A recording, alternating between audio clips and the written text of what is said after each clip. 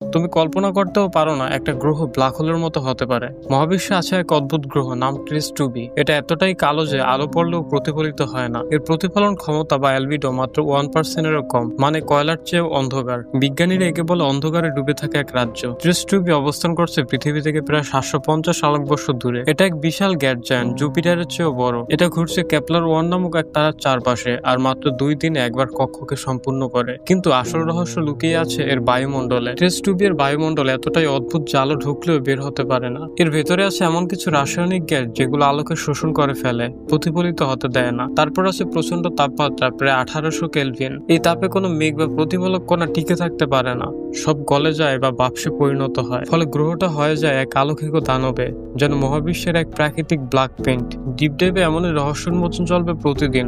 Subscribe করে পাশেই থাকো।